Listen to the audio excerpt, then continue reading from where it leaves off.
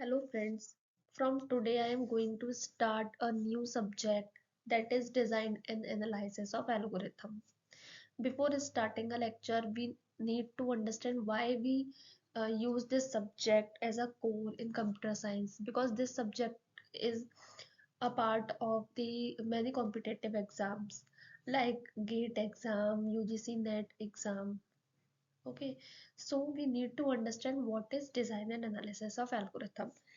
Design and analysis algorithm is an important part of computational complexity theory.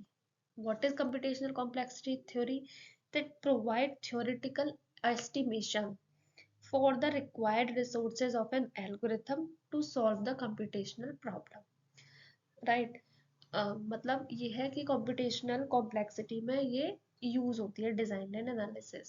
Computational complexity क्या होती है कि कोई भी जो एल्गोरिथम है उसको समझने के लिए या उसको इम्प्लीमेंट करने के लिए हमें किन किन रिसोर्सेज की ज़रूरत पड़ रही है, कितने टाइम में हमारी वो कंप्लीट होएगी, ठीक है, और कितना हमें स्पेस चाहिए होगा इस एल्गोरिथम को रन करने के लिए. तो जब भी हम ये सारी एस्टिमेशंस करते हैं या ये सब जब निकालते हैं तो उस सब्जेक्ट को हम बोलते हैं design and analysis of algorithm.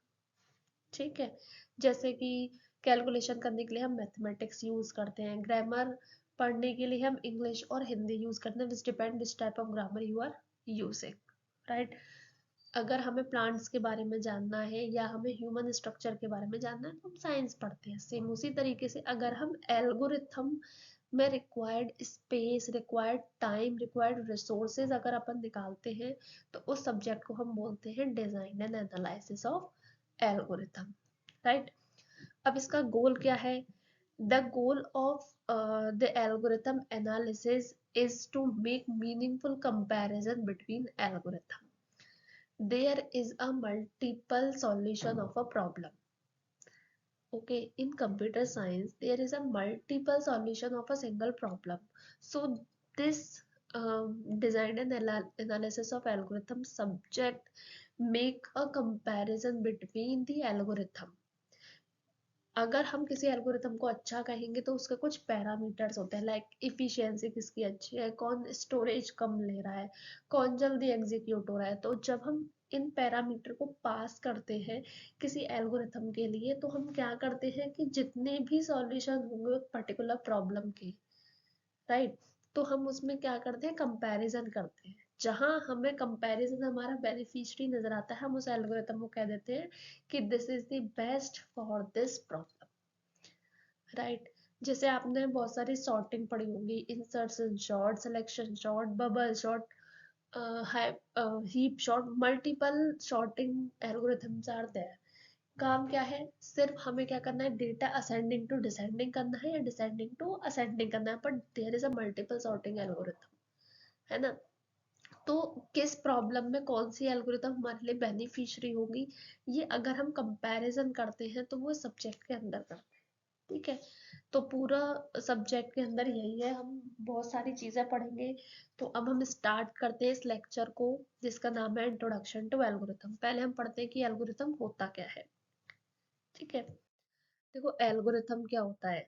जब भी हम किसी प्रॉब्लम का सॉल्यूशन फाइंड आउट करने की कोशिश करते हैं तो एक सेट ऑफ इंस्ट्रक्शंस हम जनरेट करते हैं. राइट? तो जैसे हमें ए प्लस बी का निकालना है एल्गोरिथम, या हमें प्रोग्राम या प्रॉब्लम सॉल्व करनी है ए प्लस बी की थ्रू द कंप्यूटर, तो हम क्या करते हैं कि हम लिखते हैं कि स्टार्ट. राइट? फिर हम क्या करते हैं, जैसे सी प्रोग्रामिंग की बात करते हैं तो हम क्या करते हैं, पहले हम हेडर फाइल्स लगाते हैं, हैश इंक्लूड stdio.h, कहीं कहीं conio.h भी आप लगाते हो, डिपेंड करता है कि आप कंपाइलर कौन सा यूज कर रहे हो. है ना? उसके बाद हम मेन फंक्शन लगाते हैं, फिर हम करली ब्रेसेस लगाते हैं, फिर हम क्या करते हैं, वेरिएबल डिक्लेयर करते हैं, फिर उन वेरिएबल की वैल्यू इनपुट कराते हैं, फिर प्लस ऑपरेटर अप्लाई करते हैं. है ना? फिर हम क्या करते हैं, किसी वेरिएबल में उस प्लस को स्टोर करते हैं, फिर उस वेरिएबल को प्रिंट कर देते हैं, एट लास्ट हमारा प्रोग्राम रन हो जाता है.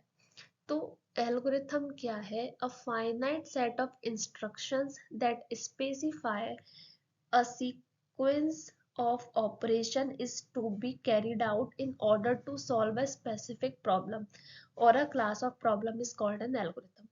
जब हम finite set of instruction हम instructions लिखते हैं और हमारे पास finite set है instructions का कि किस तरीके से प्रॉब्लम सॉल्व होगी, तो उस चीज को हम बोलते हैं एल्गोरिथम।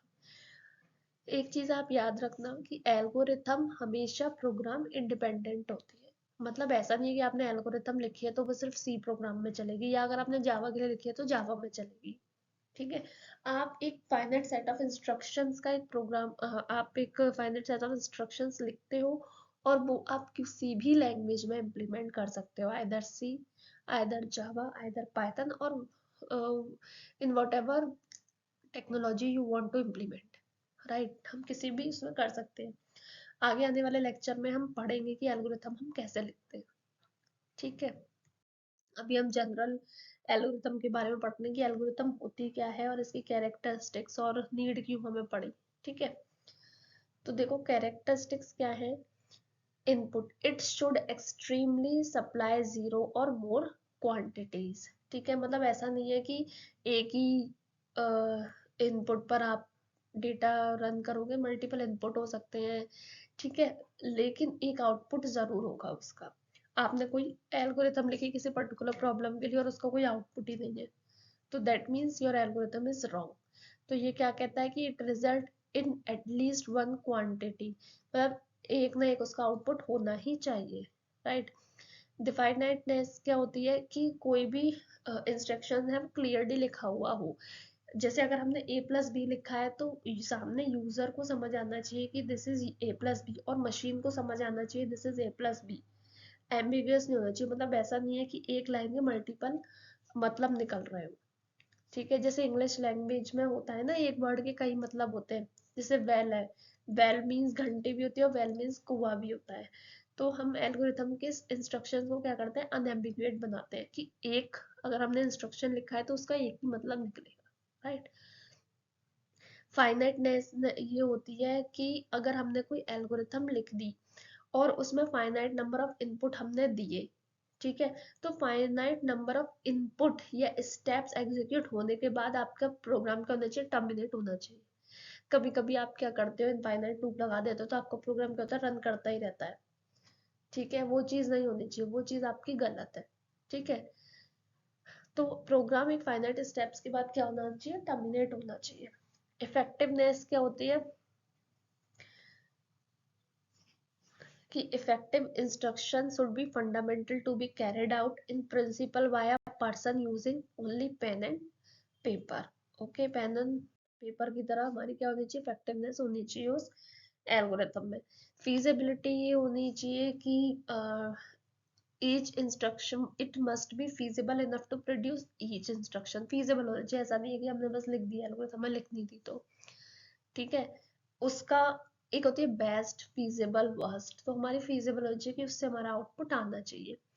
फ्लेक्सिबिलिटी क्या होती है कि अगर हम नंबर ऑफ इनपुट में चेंजेस करते हैं, राइट, या एफर्ट्स में चेंजेस करते हैं, बट हमारी एल्गोरिथम अगर हमने प्लस के लिए लिखी है तो उसको आउटपुट प्लस देना पड़ेगा।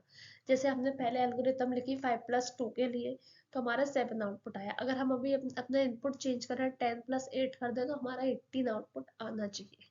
राइट, इफिशियंसी का मतलब ये है कि स्पेस और टाइम उस एल्गोरिथम का क्या होना चाहिए कि हम इम्प्लीमेंट करें तो टाइम और स्पेस की रिक्वायर्ड क्वांटिटी में होना चाहिए। इंडिपेंडेंट ये होती है कि मैंने जैसे पहले भी बोला था कि आपकी एल्गोरिथम क्या होती है, इंडिपेंडेंट होती है लैंग्वेज से। मतलब आप किसी भी, आप नॉर्मल इंग्लिश लैंग्वेज में लिखते हो और उसको किसी भी लैंग्वेज में या किसी भी टेक्नोलॉजी में आप इम्प्लीमेंट कर सकते हैं। This is all about the characteristics of algorithm.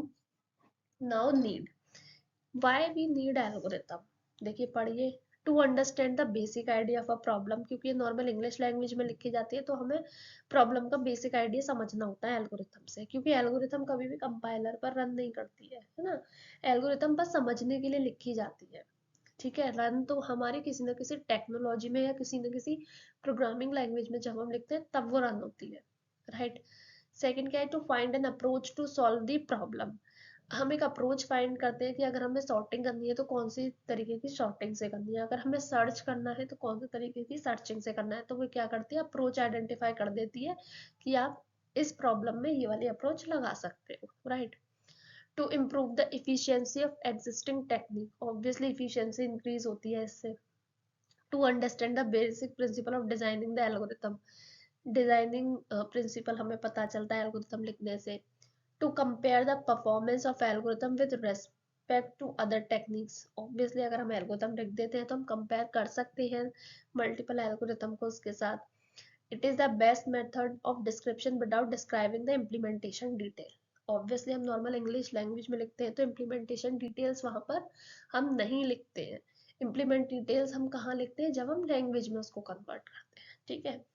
We can measure and analyze the complexity of the problem concerning, अगर एल्गोरिथम है तो हम बाद में उसकी कॉम्प्लेक्सिटी और स्पेस आइडेंटिफाई कर सकते हैं।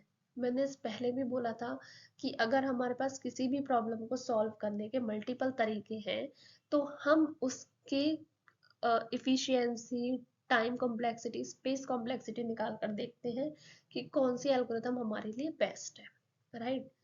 Next, input size without implementing and running it, it will reduce the cost of the design. ठीक है, ये क्या करता है, डिजाइन को क्या करता है, कॉस्ट डिजाइन की कम करता है। ठीक है, this is all about this lecture. If you like this lecture please to like and subscribe my channel. If you want other subject videos please to comment.